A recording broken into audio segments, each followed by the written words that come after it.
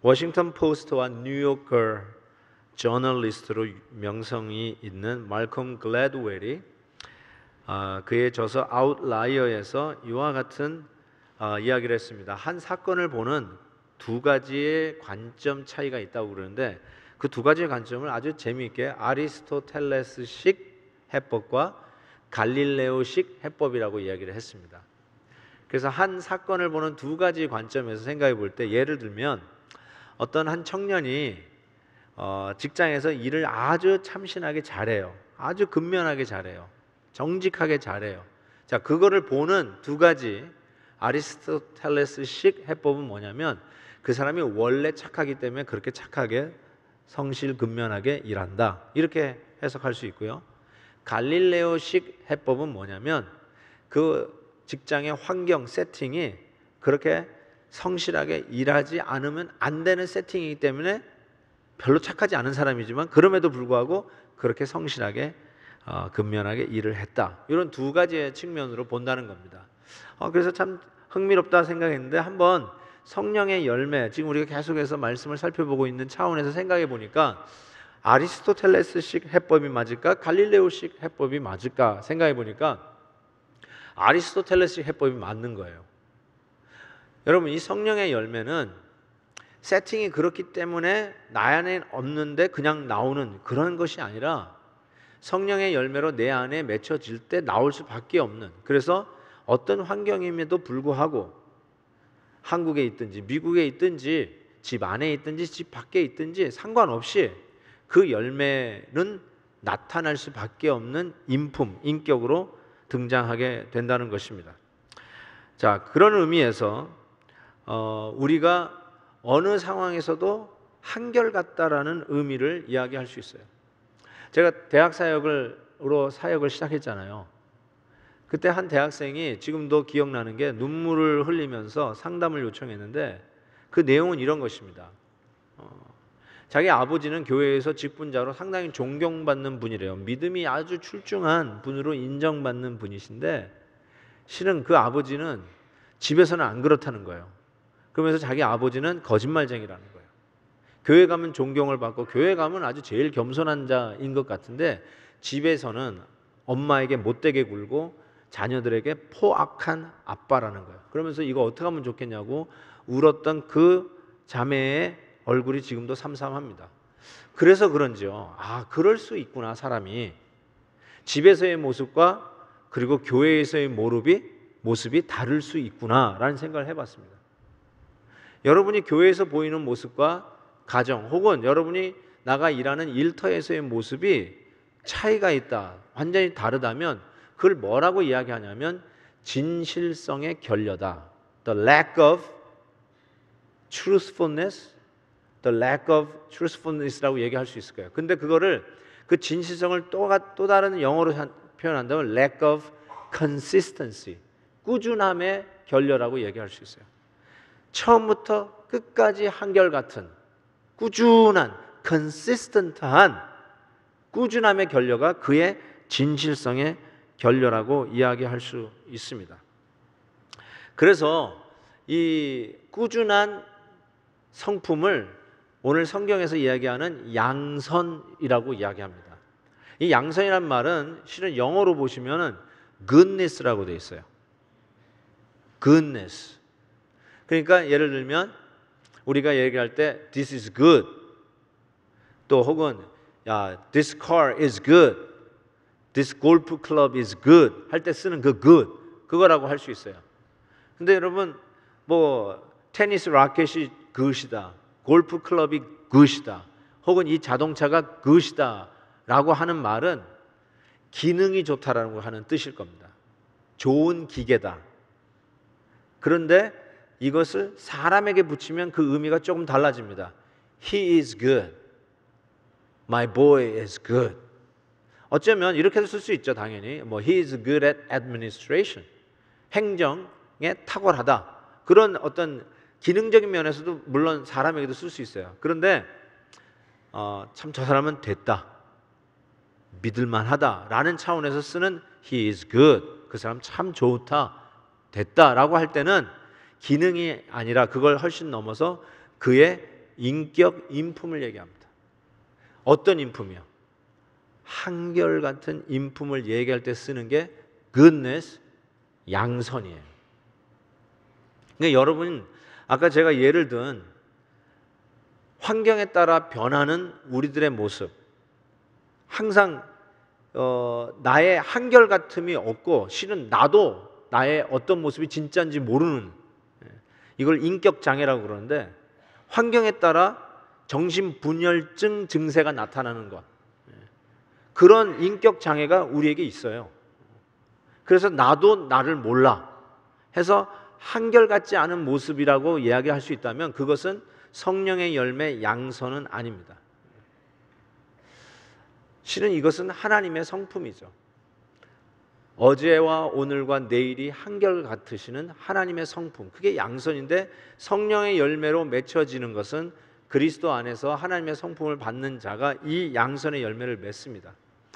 그런 의미에서 오늘 본문 1장 5절에는 그 하나님은 어떠한 분인가, 일정하신 분이라는 표현을 사용해서 이렇게 얘기하죠. 하나님은 빛이시라, 그에게는 어두움이 조금도 없다, 이렇게 얘기했어요. 빛이신 그 하나님이 어둠이 없대요. 굉장히 심오한 표현입니다. 어둠이 없어요. 우리 사람들은 어둠이 있어요. 아무리 햇빛을, 조명을 비춰도 그림자가 드리워지게 돼 있어요. 근데 하나님은 어두움이 없다. 그거를 야고보서 1장 17절에는 온갖 좋은 은사와 온전한 선물이 다 위로부터 빛들의 아버지께로 내려오나니 그는 변함도 없으시고, 그 다음에 이런 표현을 썼어요. 회전하는 그림자도 없으시니라. 여러분, 옛날에 해시계는 막대기 하나 세워놓고 해가 움직이면서 시각으로 변하는, 드리워지는 그림자를 보고 시간을 맞췄어요. 시간을 어느 정도 짐작했던 그 해시계. 그래서 시시각각으로 그림자가 바뀌어요. 근데 하나님은 회전하는 그림자가 없다. 시간이 변해도 항상 똑같다. 아무리 시간이 지나고 또 지난다 할지라도 한결같으신 분이시다. 그래서 회전하는 그림자가 없으시는 빛 대신 그 하나님, 똑같으신 그 하나님을 말씀을 합니다. 어떠한 환경이 있어도, 옛날 2000년 전이나 아브라함 시대 4000년 전이나 지금 21세기의 얼반이라는 이 동네에서 사는 것이나 한결같은 진리가 있어요. 제가 기사를 읽다가 미스 코리아 진으로 당첨된 분의 간증을 이 기독교 신문에서 읽었습니다. 이 미스 코리아로 당첨한 분이 왜 이 간증이 있나 보니까 이분이 크리스찬이었어요. 근데 이렇게 이야기를 하더라고요. 자기가 미스 코리아, 아마 진인 것 같아요. 이렇게 해서 있는데 미스 코리아로서의 그 삶을 이렇게 얘기해서, 첫째, 하나님께 영광 돌리고 복음을 전하는 것이다. 제가 깜짝 놀랐어요. 미스 코리아가 돼도 하나님의 영광 돌리고 복음을 전할 수 있는 거구나. 그럼 우리 딸을 당연히 미스 코리아 시켜야 되겠구나라는 생각을 처음으로 해보게 됐어요. 두 번째는 한국 문화를 전 세계에 알리는 것. 이 두 가지의 소명을 생각하고 살아가겠습니다. 이렇게 간증을 한 거예요. 저는 미스 코리아가 되는 것이 하나님의 영광과 복음 증거하는 것과 무슨 상관이 있나 아무런 생각이 없었어요. 그런데 그 간증을 보면서 미스 코리아가 돼도 그것이 하나님의 영광과 복음을 위해서 사는 것과 별개의 것이 아니라 미스 코리아도 하나님의 영광과 복음을 위해서 살 수 있는 것이구나 라는 생각이 드디어 접수가 됐어요. 이게 뭘 의미하냐면 이게 바로 꾸준함이에요. 한결같음이에요. consistent한 것을 얘기하고 있어요. 여러분은 어떻게 생각하세요? 교회에 나와서 하는 것만 하나님의 나라와 영광, 복음을 위한 일이고, 내가 내일부터 뛰어야 할 나의 일터는 하나님의 나라, 영광, 복음하고 조금 상관이 없지 않나? 라는 생각을 갖고 일하시는 분은 안 계신죠. 하나님이 나에게 맡겨주신 성직이고 나에게 일터를 주셨는데 내가 최선을 다해서 부지런히 감당해야지. 여기서 내가 그리스도의 영광을 위해서 복음 증거하는 일들을 위해서 내가 최선을 다해야지. 그렇게 생각 하지 않고 일단 돈은 벌고 봐야 되니까 그 돈 가지고 교회 와서 헌금하면 그게 하나님 나라 영광이 아닐까, 이런 식으로 생각한다면 그걸 뭐라고 얘기하냐면 바로 진실성의 결려, 꾸준함의 결려, consistency의 결려라고 이야기하고 양선하고는 상관없다는 거죠. 항상 우리가 교회 안에 있든지 직장 안에 있든지 심지어는 가정 안에서도 우리들의 삶이 하나님의 나라와 영광과 복음을 위해서 일치선상에 서고 한결같아야지 변화에 따라서, 장소에 따라서 우리의 사는 목적과 목표가 달라진다면 꾸준하지 아니하고 한결같지 않게 하나님의 성령의 열매, 양성은 맺힐 수 없다는 것입니다. 그래서 1장 6절에 보니까 만일 우리가 하나님과 사귐이 있다 하고 어둠에 행하면 거짓말을 하고 진리를 행하지 아니함이거니와, 1장 10절에는 우리가 범죄하지 아니었다면 하나님을 거짓말하는 이로 만드는 것이다. 여기서 이 요한 1서에서 쓰는 말씀이 무슨 뜻이냐면요, 우리가 이렇게 한결같지 않은 이유가 뭔지를 지금 밝혀주는 거예요. 왜 우리는 시간이 지나가면서 그림자가 늘 바뀌는 해시계와 같이 이렇게 조석으로 변하는가? 왜 우리는 교회에서는 이렇다고 하는데 직장 가서는 혹은 가정에서는 또 완전히 변하는, 둔갑하는, 그래서 심지어는 딸이 그 위장하고 있는 위선적인 아버지의 모습을 고발하는 이런 일들이 생기는 것일까? 그걸 요한일서는 뭐라고 했냐면 그 이유는 하나님을 거짓말장이라고 믿기 때문이다 라고 말하는 거예요. 아니, 나는 하나님을 거짓말장이라고 한 번도 말한 적이 없는데요. 그 말이 무슨 뜻이냐면 하나님의 말씀을 의심하는 거예요. 하나님 말씀을 믿지 못하는 것. 그러니까 당연히 하나님을 거짓말쟁이라고 생각하는 거죠. 하나님께서 이러하다라고 말씀하는데 에이 무슨 말씀을, 나에게는 적용이 안 돼 라고 했다면, 아유 지금 어느 시대인데 그 말씀대로 살아 라고 했다면 하나님을 향해서 You liar 라고 하는 것과 똑같다 라고 지금 얘기하는 거예요. 여러분, 아담과 하와가 지은 첫 번째 범죄가 선악과를 따먹은 거라고 이야기하는 분들이 많은데 아니에요. 선악과를 따먹은 것보다 먼저 지은 죄가 있어요. 선악과를 따먹기 전에 먼저 지은 원죄가 있어요. 그게 뭘까요? 하나님을 의심한 죄입니다. 하나님의 말씀을 의심한 죄고, 사탄은 그 의심을 우리의 생각에 주입하기 위해서 모든 수단과 방법을 가리지 않습니다. 하나님이 이렇게 말씀하셨어요. 에덴 동산에 있는 모든 과일, 열매는 다 먹어라. 수천 수만 가지의 열매 다 먹어라. 딱 하나 동산 중앙에 선악과 나무만, 열매만 먹지 마라 그랬어요. 그런데 어떻게 사탄이 얘기하는 줄 아세요?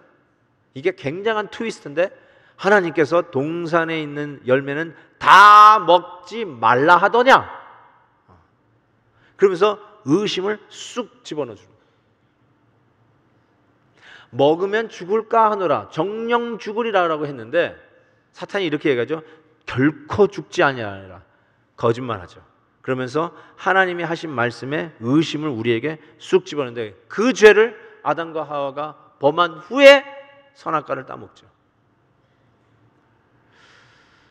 하나님을 거짓말쟁이라고 생각하고 하나님의 말씀의 진실성을 믿지 아니하면 당연히 우리의 삶 속에는 꾸준한 한결같은, 처음과 끝이 같고 속과 겉이 동일한 양선의 열매는 거둘 수가 없어요.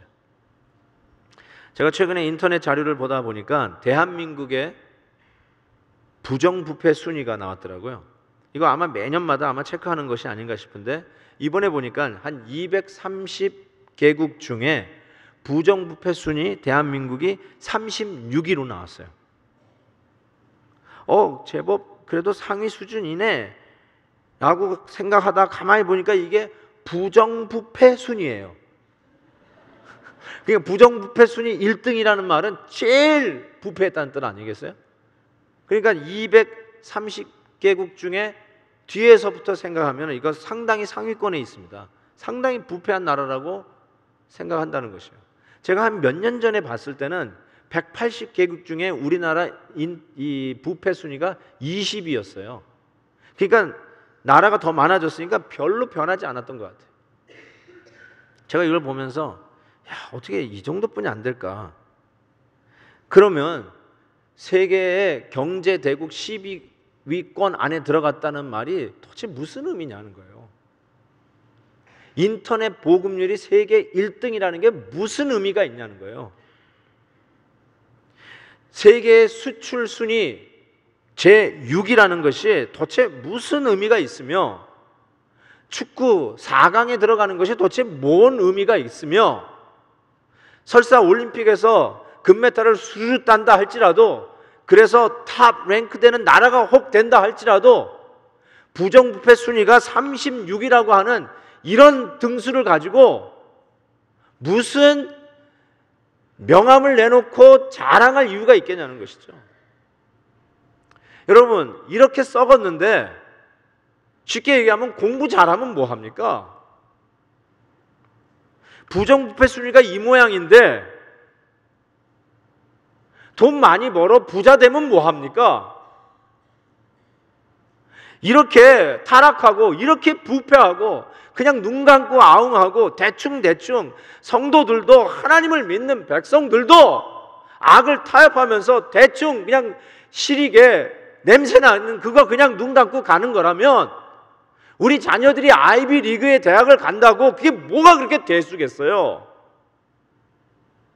지금 좋은 차 타고 다니는 게 뭐가 그렇게 대수예요?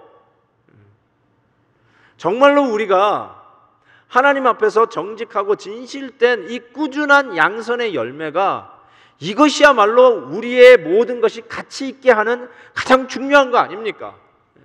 가난해도 부끄럽지 않고 정직하게 살면서 조금 덜 벌어도 부끄럽지 않는 당당한 예수 그리스도를 믿는 성도다운 자존심을 지키며, 나의 하나님은 나의 아버지라, 예수 그리스도는 나의 주님이다 라고 당당히 밝히면서 정직하게 살아가는 성도, 그래서 그들이 가는 곳마다 보증수표가 되고 그들의 말은 확실한 진리이고 그들이 한다라 하면은 믿고 맡겨도 되는 책임 있는 성도로서 이 땅의 복의 근원이 되는 게 그게 가치이지, 수단 방법을 가리지 아니하고 돈 벌고 잘 살면 뭐 하냐는 거예요.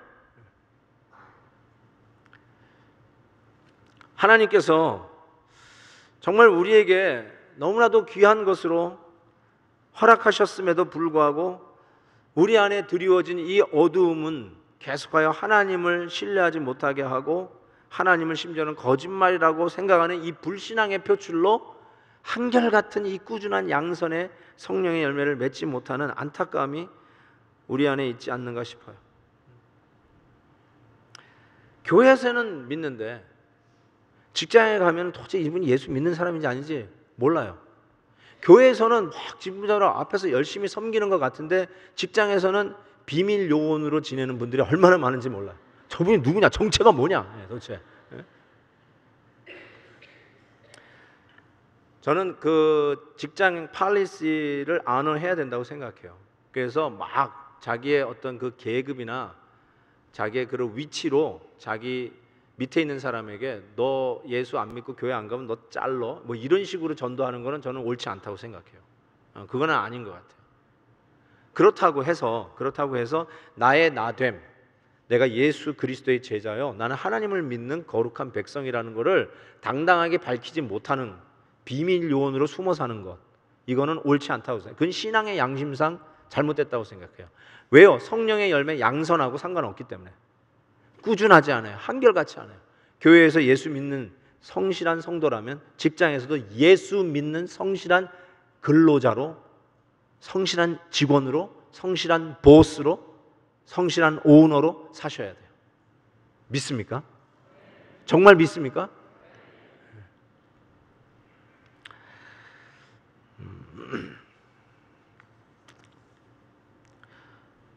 그 칠레에서 있었던 일인데요. 우리 한국에서 파견된 외교관이 칠레에 가가지고 이제 운전면허증을 신청해가지고 시험 다 봤어요. 그래서 필기 시험을 다 패스했어요.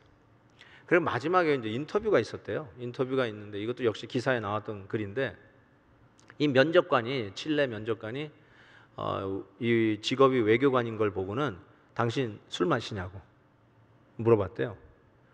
그랬더니 갑자기 이 드렁 드라이브 하면은 이게 면허가 안 된다고 그냥 생각을 했는지 난 술 못 한다고. 그래서 다시 이 면접관이 물었대요. 너 외교관인 것 같은데 직업상 여기저기서 한 잔씩 할 때도 있지 않냐? 그랬대. 당연히 한 잔씩 하는데 일단 한 말이 생각이 나가지고 전혀 못 한다고. 난 큰일 난다고. 난 술 마시면 아주 큰일 난다고. 그러냐고. 알았다고. 그리고 이제 옆에서 면허증 받는 창구에 갔는데 면허증 받아보려니까 면허증 취소, fail 딱 그게 도장이 찍혔더래요. 그래서 아니 왜 그러냐고 그랬더니 이 면접관이 그랬대요. 외교관이라면 파티 상에서 술 한 잔 정도는 할 줄 아는 사람이 분명한데 내가 물을 때 당신은 2번이나 거짓말했다. 당신은 정신이 건강하지 못한 사람이다.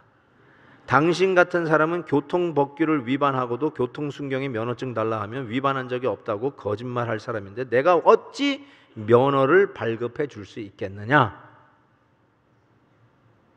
여러분, 좀 잘 사는 나라에서 좀 못 사는 나라에 가서 외교관이라고 목에 힘주고 살면 뭐 합니까? 거짓말이나 찍찍하고 면접관에게 이런 수모와 모욕을 당하는 외교관, 좀 잘 사는 나라에서 와가지고 좋은 차 타고 다니면 뭐 합니까? 정직하지 못한데. 여러분, 사탄은 우리에게 참 많이 속입니다. 그리고 우리가 속임수를 많이 받아들이고 살고 있어요. 청교도 목사님이신데 꽤 오래된 책입니다. 몇백 년 됐다고 해도 틀리지 않아요. 한 100여 년 된 것 같아요. 타머스 브룩스의 Precious Remedies Against Satan's Device 라고 하는 책이 있어요. Banner of the Truth에서 나온 건데요. Precious Remedy, 아주 소중한 치료법. Against, 뭐에 대해서냐면 사탄의 device, 우리를 유혹하고 우리를 꾀해서 넘어뜨리려고 하는 사탄의 속임수에 대하여 아주 소중한 대책, 치유 방법이라고 하는 책인데 참 여러분 혹시 찾을 수 있으면 꼭 읽어 보십시오. 여기에 보니까 사탄은 우리에게 속임수를 거는데 이런 속임수를 거는다는 거예요. 그 몇백 년 전에도 이런 얘기를 하는데 참 우리하고 너무나 똑같아요. 이런 거예요. 사탄이 무슨 속임수예요? 돈 없으면 넌 아무것도 아니다. 돈 없으면 넌 아무것도 아니다. 근데 이거 굉장히 많이 믿는 속임수죠. 그래서 어른들도 야 우리가 늙어도 돈 없으면 우리는 아무것도 아니다 하면서 돈을 안 내놓잖아요. 끝까지 붙들고 계시는 우리 어르신들 얼마나 많이 있어요. 젊은이들에게 이런 속임수를 낸대요. 나에게 근사한 남자친구가 없고 예쁜 여자친구가 없으면 나는 별 볼 일 없는 인간이다. 이 속임수를 자꾸 집어넣어요. 여러분, 우리가 하나님을 대체하는 것이 다 우상이라고 얘기합니다. 그렇죠? 우상이에요.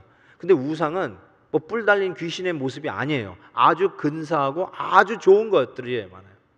그런데 하나님의 위치를 대신하면 다 우상이에요. 그래서 나는 남편이 없으면 못 산다. 그 얼마나 사랑스러운 부부예요? 그런데 남편이 없으면 난 못 산다. 그 우상이에요. 여보, 그 우상이야. 예?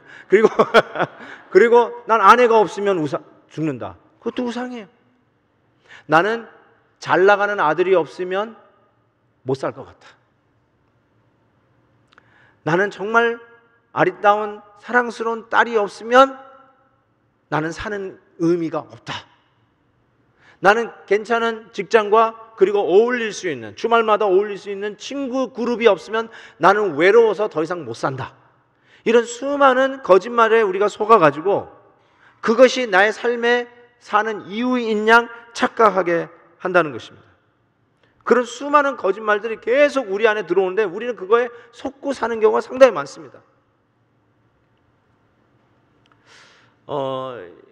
좀 부끄러운 얘기지만 뭐 부끄러울 것도 없어요, 실은. 근데 우리 아들이 어느 날 집에 딱 오더니 아빠, 나 오늘 직장 그만뒀어 그러더라고.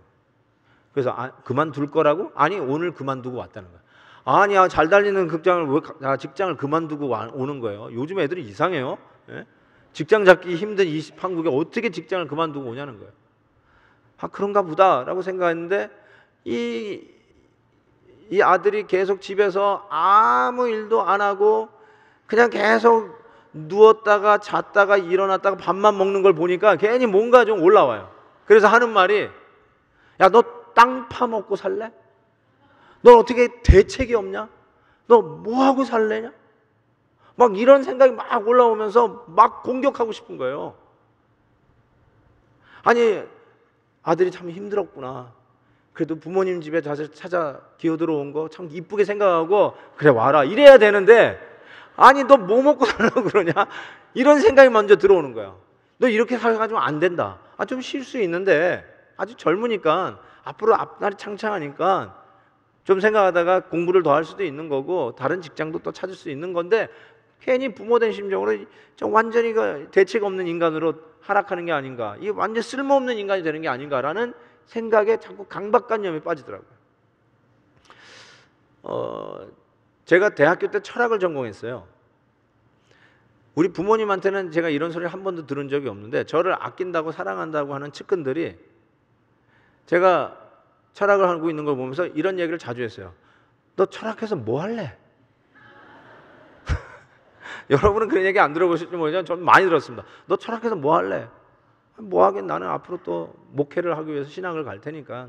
뭐 이렇게 얘기하면, 너 철학과 졸업하면 내가 돗자리 하나 줄게. 그런 얘기를 상당히 많이 들었습니다. 무슨 말인지 잘 모르시죠? 돗자리 준다는 말이. 거기에도 밑에 깔려있는 생각이 있어요. 너 철학과 나와가지고 뭐 먹고 살래? 네 앞가림이나 제대로 하겠냐? 그 스토리 아닙니까?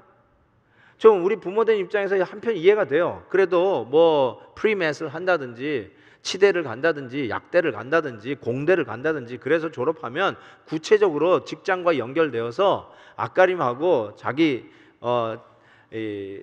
인컴을 벌면서 사람 구실할 수 있는 그런 것이 아주 구체적으로 보이는 거에 대해서는 fine, 부모님이 뭐라 안 해요. 근데 갑자기 전공을 한다는데 뭐 하냐 이랬더니 Latin literature. What?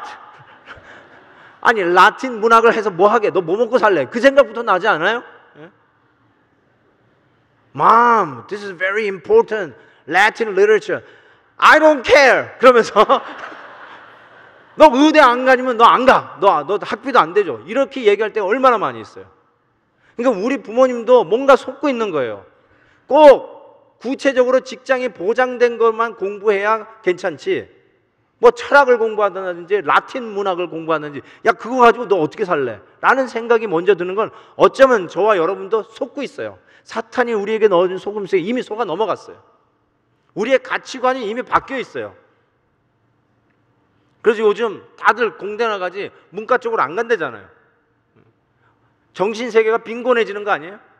사람의 철학이 빈곤해지고 삶의 목적이 그냥 희미해지는 거 아니에요? 그냥 돈 버는 게 최고고 이기는 게 이기는 거고. 그래서 우리가 정말로 생각하고 사람답게 가치 있게 보람 있게 사는 거에 대한 철학들이 얼마나 빈약해지는지 모르겠어요. 저도 한번 부끄러운 일을 당한 적이 있었는데, 저는 신학을 졸업하고 바로 목회에 뛰어들었어요. 목회학 석사를 하고 바로 목회에 뛰어들고 뒤도 안 돌아보고 지금까지 이렇게 뛰고 있는데요. 한 목회를 한 4년, 5년 이렇게 뛰었던 것 같아요. 근데 저하고 같이 공부했던 동기들이 있어요. 물론 미국 신학교지만 이제 한국 학생 동기들이 좀 있어요. 그래서 항상 친하게 지금도 잘 지내고 있지만, 근데 나중에 좀 세월이 지나가니까 갑자기 초청장 이런 게 날라와요. 보니까 박사학위 받았다고 초청장이 오는 거예요. 그 순간에 제가 잠깐 흔들리면서 속임수에 넘어간 게, 제가 그때 우리 아내한테도 이런 얘기했어요. 여보, 난 뭐 했지? 이런 생각이 드는 거예요. 난 뭐 했지? 난 루저가 된 기분이에요. 아니 우리 친구들 다들 공부해가지고 박사학위 받는 동안 난 뭐 했지? 난 뭐 한 거야 지금? 하면서 패배감이 막 밀려오고, 여태까지 목회하면서 달려왔던 그 길이 아무런 의미 없고 괜히 뒤에서 민그적거렸던 의미 없는 행동같이 막 내가 완전히 이상해지더라고 사람이. 그러다가 뭐 까짓 건 나도 한다 그래가지고 등록을 했어요. 근데요, 여러분 아무리 한 학기에 한 과목씩만 해도 하루는 학교 갔다 와야 되고 수업 들으러, 그리고 하루는 공부해야죠. 그 양심 있지. 하루는 공부해야죠. 그러니까 일주일에 이틀을 떼내는 게 제 목회 그 스케줄상 불가능하더라고요. 그래서 괜히 등록금만 떼매끼고 결국 학교 못 갔어요. 지금까지 그래요. 그때 생각을 바꿨어요. 아, 그게 아니지. 그게 아니지. 공부하는 것도 귀하고 그게 하나님 주신 사명인 분들은 그 길로 가되, 아, 내가 공부하기 못 받고 그냥 목회만 했다고 내가 루저라는 거, 이거 사탄이 준 속임수지. 내가 지금 뭐 하고 있는 거야. 그래서 초지일관 앞만 보고 달려왔는데 제가 여기까지 왔잖아요. 여러분, 제가 솔직히 얘기하는데요, 베델교회 담임 목사로 오려면 박사학위는 있어야 돼요. 근데 어떻게 우리 성도님들은 그 속임수에 넘어간 사람이 하나도 없어요. 그래가지고 저를 뽑았잖아요. 이게 웬 은혜입니까? 예? 야, 정말 생각만 해도요, 정말 우리가 많이 속는 것들이 있어요. 여러분의 삶 속에 사탄이 심어놓은 그 속임수에 넘어가면 안 돼요. 여러분은 어떻게 여러분의 삶이 증명되고 있습니까? 주위에서 여러분들에게 어떤 얘기해요? 아, 저분에게 맡기면 확실해, 보증수표야, 이런 얘기 들으십니까? 아니면 야, 저 사람에게 맡겼어? 야, 수시로 체크해봐야 돼. 혹시 이런 얘기 안 들으세요? 저 사람 빵꾸 낸 적이 여러 번 있어, 제대로 체크해야 돼. 혹시 이런 말을 듣는 크리스천이 있다면 회개 아닌 회개통에 작업을 해야 돼요. 예수 믿는 사람은 양선이에요. 처음과 끝이 한결같고 꾸준한 사람이에요. 보장받을 사람이에요. 끝까지 책임지는 사람이에요. 맡기면 뒤도 안 돌아보고 다시 체크할 필요가 없이 확실하게 하는 사람이에요. 그게 예수 믿는 양선의 열매를 맺는 크리스천의 모습이에요. 지미 카터 대통령의 Living Faith라고 하는 책이 있어요. 살아있는 믿음이라는 책이 있는데, 그 책에 보면 펜실베니아 랭캐스터에 있는 아미시 피폴에 대한 얘기가 나와요. 아미시 피폴은 여러분이 아신 분은 아시겠지만 자기네들끼리만 모여 살아요. 아주 경건한 크리스천들인데요, 자기네들끼리만 모이되 이런 세상 문명 이기를 거부하고 전기를 안 쓰고 그 다음에 자동차를 안 타고 마차를 타고 다니는 사람이에요. 그들이 입는 옷도 보면 우리와 같이 이렇게 뭐 디자인이 있고 막 컬러풀하고 유행 있는 옷이 아니라 항상 단순한 단색의 옷을 입습니다. 그 해리슨 포드의 위트니스라고 하는 영화 배경이 된 게 바로 이 랭캐스터 아미시 타운인데요, 거기에 그런 얘기 나와요. 우리는 선교하고 전도하자 그러면은 전형적인 선교와 전도는 나가는 겁니다. 그렇죠? 나가는 거예요. 터키를 나가고 아프리카를 나가고 나가야 전도를 하든 선교를 하는데, 이 아미시 사람들은 경건한 크리스천인데 너희들은 왜 선교 안 하냐?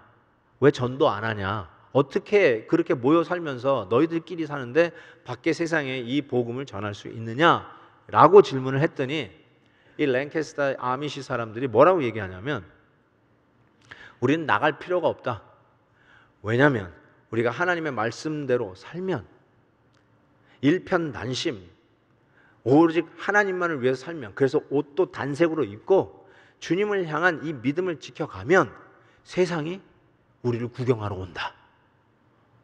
와, 그 맞는 말이에요. 내가 내년에 지금 모시고 가서 구경시키려고 그러거든요, 거기를. 진짜로 그 말에 제가 100% 동의하는 건 아니지만 우리가 배워야 할 점이 있어요. 우리가 하나님의 말씀대로 정확하게 믿음을 지켜 행하면 세상이 우리를 보고 끌리고 그 매력에 예수 믿고 전도되는 일들이 일어날 것을 믿습니다. 그 모습이에요. 그게 양선이에요. 한결같다는 것이죠. 그것이 결국 전도하는데 문을 여는 길이라는 것입니다. 우리는 어떤 일을 하더라도 정말 믿을 만한 사람으로 인정받아서 진정 이 땅의 복의 근원인 자부심을 가지고 일하셔야 돼요. 저는 크리스찬들이 가는 곳은 그곳이 복받은 곳이라고 저는 생각해요. 우리 크리스찬, 우리 베델 성도님들이 일하는 그 일터는 정말 복받은 일터예요. 왜냐하면 여러분들이 복덩어리니까. 하나님의 믿음을 가지고 처음부터 끝까지 한결같은 마음으로 하나님 앞에서 성실히 행하는 그 성도가 그 회사에서, 그 직장에서, 그 일터에서 일하니 그 일터가 복받은 일터 아니면 어떤 일터겠어요? 그런 자부심을 가지고 하나님께서 맡겨주신 일 성직으로 믿고 최선을 다해서 한결같이 어디에 있든지 간에, 어떤 시간이든지 간에, 옛날에 있든지 간에, 지금 컨템포러리 시간이든 간에 언제 어디든지 크리스찬은 항상 성실하고 처음과 끝이 같고 속과 겉이 같은 양선의 열매를 가지고 살아가는 자들이기에 이 땅의 진정한 복의 복이에요. 그래서 예수 믿는 사람은 더 이상 이 세상에 정죄함이 없습니다.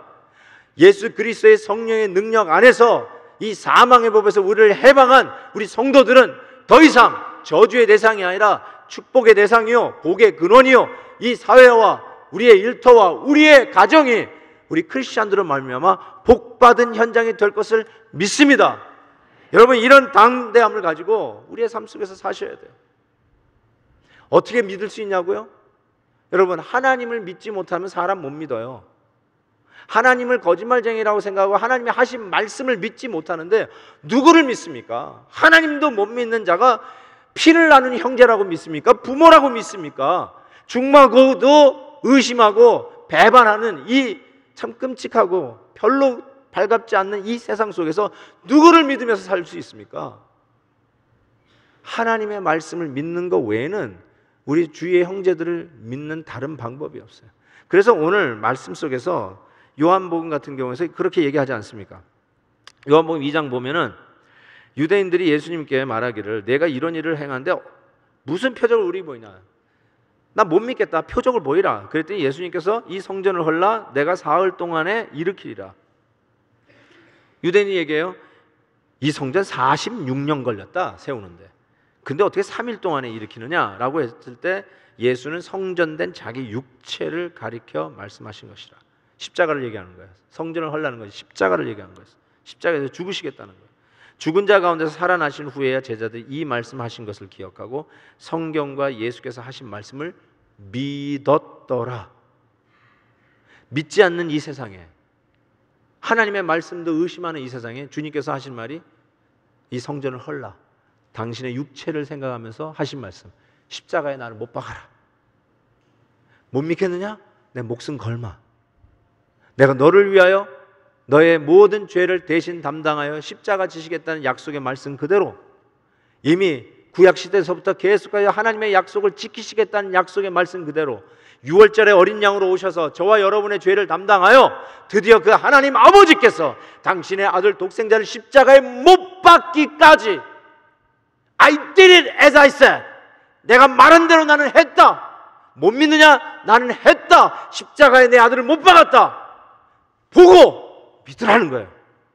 십자가에 못 박은 사건을 보고 말씀대로 다시 부활하신 예수 그리스도를 보고 제자들이 드디어 주님이 하신 말씀과 그분을 믿었더라.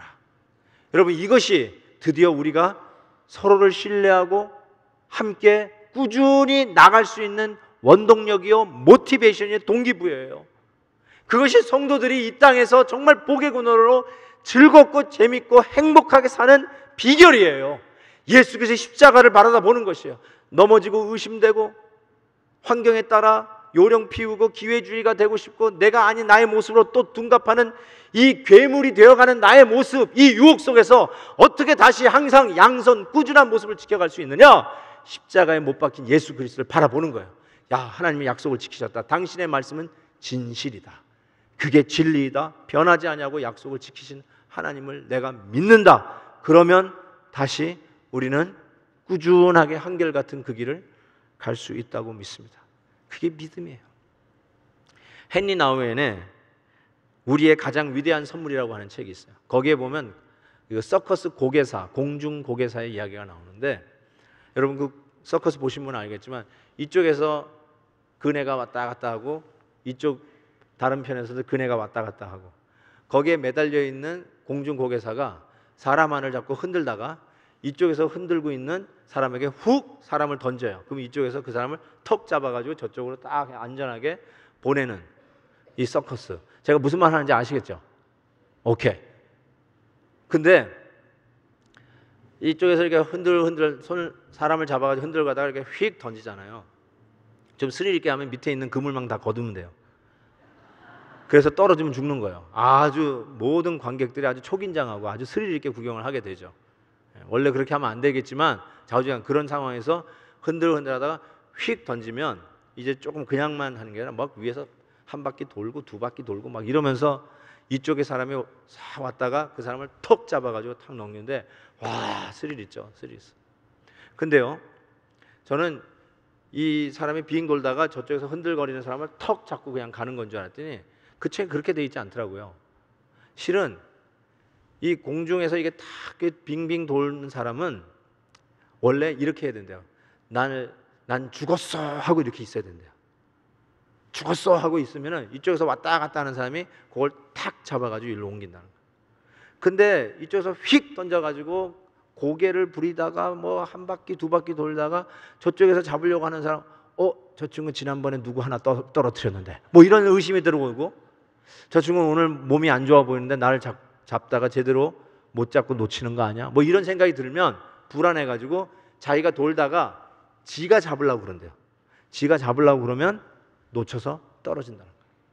그래서 이 공중 고개사의 필수는 자기가 팡 하고 공중에서 돌 때 손 탁 놓고 날 잡으세요. 믿습니다 하고 있어야 된대요. 그럼 저쪽에서 턱 잡아가지고 싹 넘긴다는 거예요. 이게 믿음의 비법이다. 여러분, 왜 우리가 환경 따라 자꾸 우리 인격이 분열되고 인격 장애를 낳는 요소들이 생기냐면 바로 자꾸 의심하고 믿지 못하기 때문에 그래요. 하나님의 말씀을 믿지 못하기 때문에.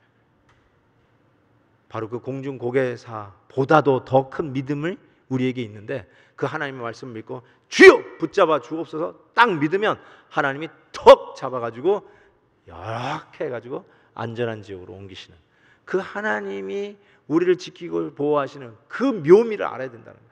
그게 신앙의 재미예요. 여러분, 우리가 이러한 삶을 살아가서 정말 이 땅에 예수 그리스도의 놀라우신 축복으로 성령의 열매를 맺는 우리 성도님들 되시기를 주의 이름으로 축원합니다. 한번 가슴에 손을 얹어보세요. 딱 손을 얹고요, 주여 진실하게 하소서. 이거 찬양을 하는데 이게 기도가 됐으면 좋겠어요. 주여 진실하게 하소서. 오늘 하루하루 순간을 진실하게 하소서. 그래서 나의 말에 나의 행동에 항상 한결같은 꾸준함이 있게 하시고 이 세상에 보증수표 되게 하시고 내가 이 땅에서 맡은 일들 한 번도 구멍내거나 차질 없이 책임 완수하는 성실한 예수 그리스도의 제자 되게 해달라고 하는 마음으로 가슴에 손을 얹으세요. 왜 안 따라하세요? 2층도. 자, 같이 기도하는 마음으로 찬양합니다. 주여 진실하게 하소서. 오늘 하루하루 순간 주가 주신 힘으로 승리하기 원하네. 주여 나를 진실하게. 눈을 감고 찬양합니다. 주여 진실하게 하소서. 오늘 하루하루 순간을. 아멘. 주가 주신 힘으로 승리하기를 원하네. 주여 나를 진실하게, 주여 나를 진실하게 하소서. 계속 손을 얹고 기도하겠습니다. 하나님, 나의 이 굳은 마음 제거하시고 조석변이로 기회를 타서 환경에 따라 변하는 나의 모습을 회개하오니 용서하시고, 환경은 변해도 주님을 향한 믿음 변하지 않도록 지켜주시고, 내 말이 예스면 예스고 내 말이 노면 노인, 진실된 사람 되게 해 주시옵시고, 인격 장애자가 아니라 항상 한결같은, 교회에서도 한결같고 똑같이 가정에서도 자녀들을 대할 때, 부모님을 대할 때도 한결같고, 직장에서 상사를 대할 때나 종업원을 대할 때나 한결같고, 장로님을 대할 때나 목사님을 대할 때나 주일학교 학생들을 대할 때나 내 태도가 한결같은 진실된 양선의 사람이 되게 해 주옵소서. 우리 같이 한번 하나님 앞에 이 소원을 아뢰면서 성령의 사람 되게 해 주옵소서. 아뢰는 잠시의 기도 시간을 갖습니다. 하나님 아버지 감사합니다. 주님 도우시옵소서. 정말 자격이 없습니다. 정말 안타깝게 그지없는 속임수에 넘어가서 하나님, 우리가 스스로 공중보게하며 상대방을 잡으려고 하지만 그것 때문에 떨어지고, 그것 때문에 낭패보고, 그것 때문에 우리의 인격에 장애가 생기는 일이 얼마나 많은지 주님, 진실하게 하옵소서. 성실하게 하옵소서. 꾸준하게 하옵소서. 한결같게 해 주옵소서.